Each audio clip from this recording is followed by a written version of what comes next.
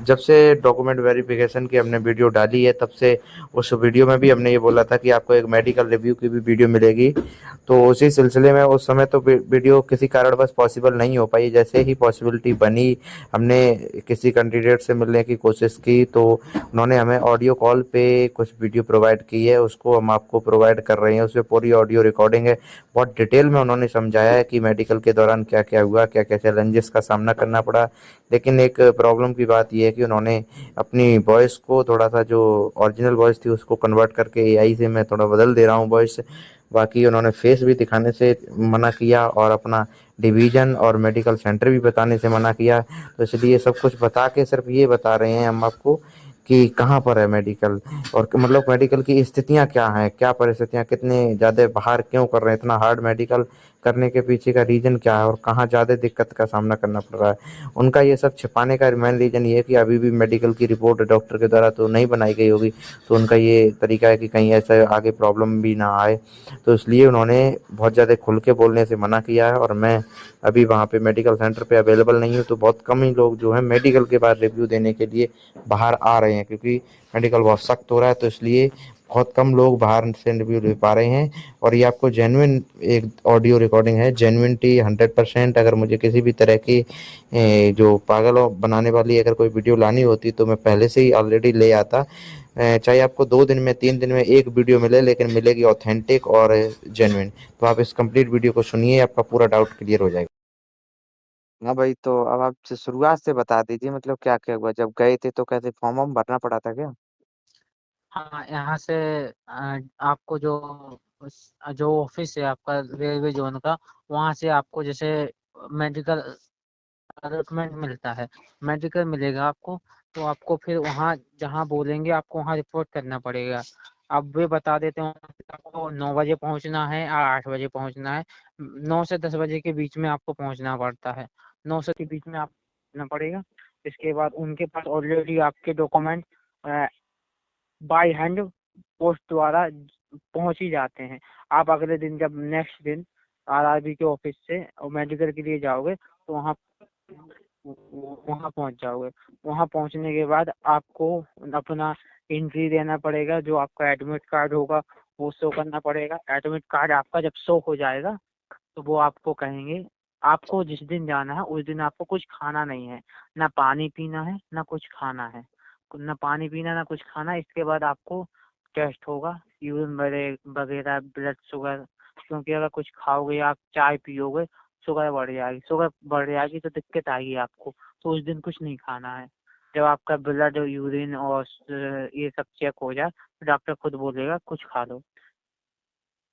कुछ खाने के बाद आपको जो प्रोसेस होगा उनका, ईसीजी ईसीजी हुआ, और बीपी हुआ, एक्सरे हुआ, और जो भी नॉर्मल नॉर्मल आई टेस्ट हो गए, कान टेस्ट हो गए, आपको पाल्स हो गए, हाइड्रोसील हो गए, 1 बाई 1 का ये प्रोसेस होता है।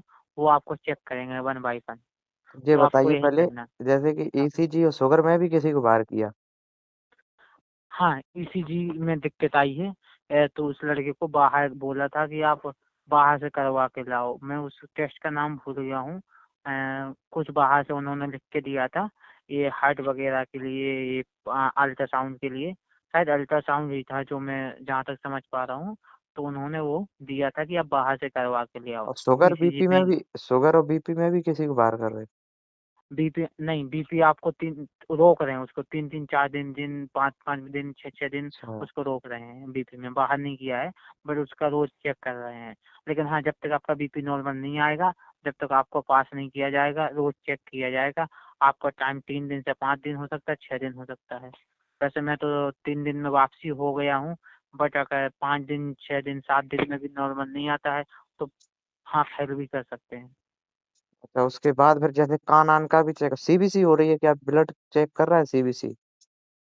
मतलब हम समझ नहीं पाए क्या पूछ रहे हो। जैसे जो ब्लड का कंप्लीट चेकअप होता है, जिसमें चेक किया जाता है ब्लड का सैंपल लेके, ऐसा कुछ चेकअप भी हो रहा है ब्लड का? हाँ हाँ, ये आपको ये जो ब्लड और यूरिन का है, ये जो फर्स्ट डे जा गया।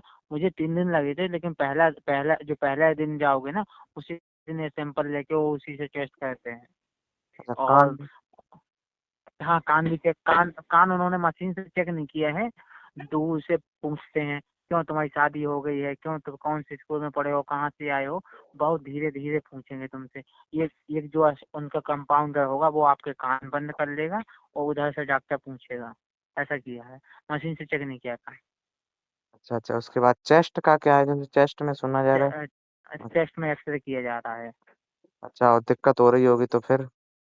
दिक्कत हो रही है। और हाँ, 2 लड़कों को फ्लैट फुट में बाहर किया है, और नी, जो मतलब नी होता है जब जो आप नौकनी? खड़े हो जाते हैं। हाँ, वो लोकनी, उसमें बाहर किया है एक लड़के को, फ्लैट फुट में एक लड़के को बाहर किया है। तो फ्लैट फुट और नौकनी में क्यों प्रॉब्लम आ रही है? उस उस लड़की का मैंने देखा था तो नॉर्मल दिख रहा था, बट डॉक्टर ने उसको रोक लिया है।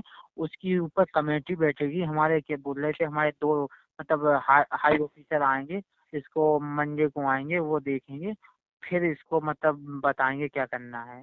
तो उस लड़के को मतलब 3 दिन दीपावली आ गई थी, इसलिए उसको रोक लिया है।